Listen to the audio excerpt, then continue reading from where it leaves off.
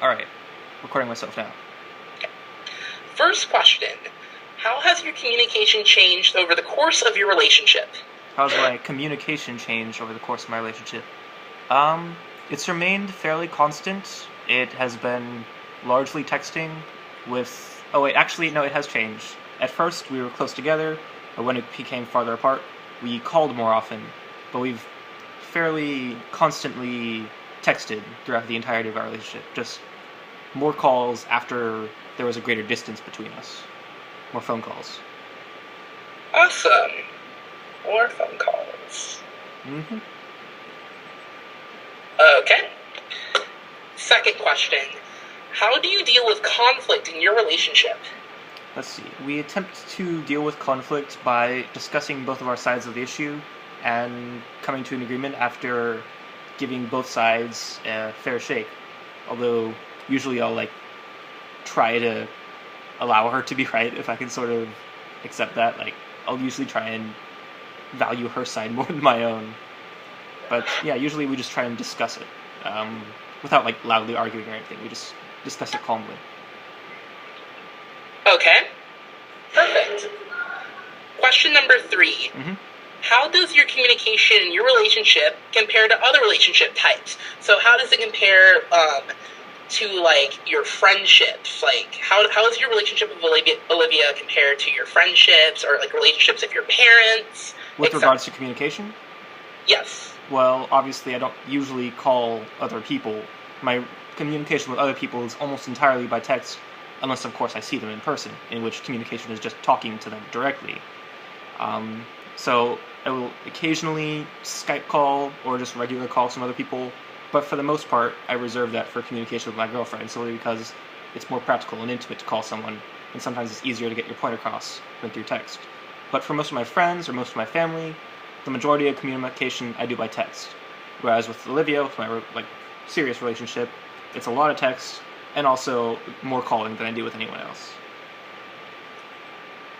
Awesome. Alright. Question number 4. What pros and cons have you experienced in this relationship? With regards to the distance? Just in general, throughout the course of your relationship, how, what have you, I guess, benefited from this relationship? What ways have you benefited? Yeah. And, what ways has it, disadvantaged you?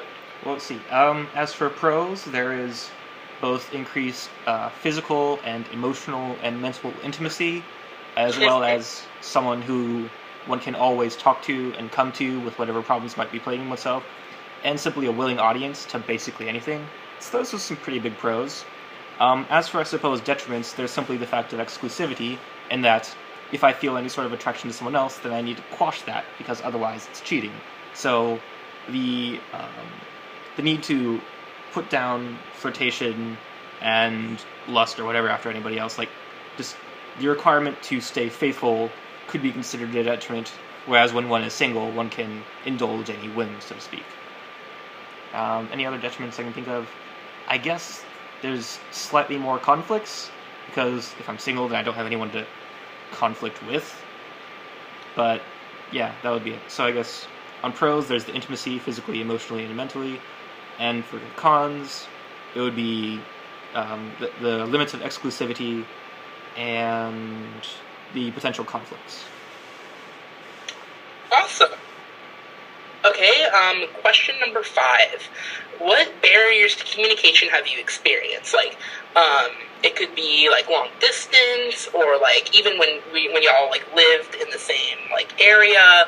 What barriers to communication have you experienced? I know what you mean by barriers to communication.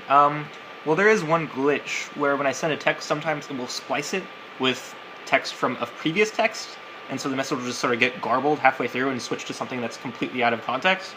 So that's weird, and whenever we've had to do that, I've had to take a screenshot of the picture and then send that as what the actual message sent was, because she'll receive something slightly different than the text I sent. And usually that won't happen, but it will happen occasionally, and it's a minor annoyance, but not much bigger than that. Other barriers to communication, I suppose, would be if I wanted to talk on the phone call or through Skype, I would have to put myself into an environment in which it was private, because obviously I don't want everyone else to overhear what I'm saying. but it's not always practical, so I've just sort of like had to deal with that, I suppose. Any other barriers to communication? No, because we've always been able to text fairly frequently. So yeah, that hasn't really been a problem. Awesome. And then, of course, like, just being apart has been a barrier to your communication, right? Yeah, like, I guess, well, I mean, obviously, because I can't just, like, go over and talk to her, the only way I can talk is through either texting or calling or Skyping or whatever, which are, of course, a lot of methods, but I can't just pop over and say, hey, what's up, let's, like, in order to actually see face-to-face communication, obviously, we would have to plan that out and go on, like, a weekend or something. Okay. Perfect. Question number 6. What is the most important aspect of your relationship? I'm not entirely certain about that one. I guess mutual happiness. For us both to increase each other's happiness is probably the most important thing in a relationship. If one of us is happy at the expense of the other, or if neither of us are happy, then the relationship shouldn't really be. If both of us are making each other happy, then it's a good relationship, and that's important. Awesome. This one's an easy question. What medium do you most often use to communicate, and why? So Text, because it's most convenient. It can be done all the time. It can be done discreetly. One can edit oneself when texting so as to prevent some miscommunications. So, texting, because of convenience. Awesome. Okay. Question number 8. In what ways do you show affection or appreciation to your partner? Let's see, in what ways do I show affection? Well, there is kissing, of course. Usually just lips, no tongue. Well, there's of course also hugging, though it's a bit less frequent. I will occasionally give her back rubs, just little massages, just to show a bit of affection. And just cuddling in general, sort of snuggling up to one another. It's always pretty fun.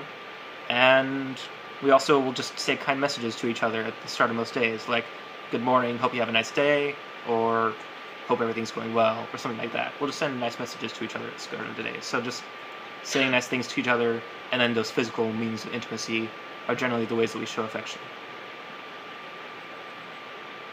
Awesome. Okay. Question number 9. What makes your relationship unique? I'm not entirely certain that anything about our relationship could be 100% unique, because simply the fact that there's like 7 billion people in the world means that every aspect of our relationship has been emulated by some couple before. But I guess in totality, it's unlikely that anything other one is exactly the same. I think that it's unusual how honest we are with each other, which is something we like emphasize with each other. Like, I figure other people maybe have slightly greater levels of dishonesty, so that might be slightly unique about our relationship. And perhaps the frequency with which we text is slightly unusual, because a lot of other people will text a lot less frequently and focus more on other means of communication, whereas we'll text, 20 plus times per day or something like that. Like, it feels like something's off if we're not, like, texting each other. Any other ways about our relationship's unique? Nothing I can really think of at the moment. Can't really think of anything else. Okay. And finally, last question. How do you express emotion to your partner? I suppose either through, well, if we're like face to face, then obviously the way you always express emotion, either usually through like facial expressions, body language, both spoken and unspoken words.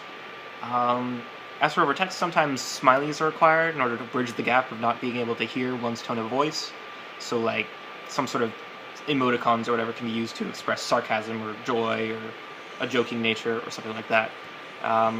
So how are emotions expressed? I mean, the same way anyone else expresses emotions. Not only through saying how you're feeling, but sometimes if you're hiding that, then just how you look, how you, all the unspoken things, the body language. Awesome. I believe that is it. Something weird is happening to Olivia's computer, but yeah, thank you so much. I got a lot of great information here. It's going to help out a lot. Thank you so much for participating. No problem at all, man. It's a lot. All right, gonna stop recording myself now. Awesome.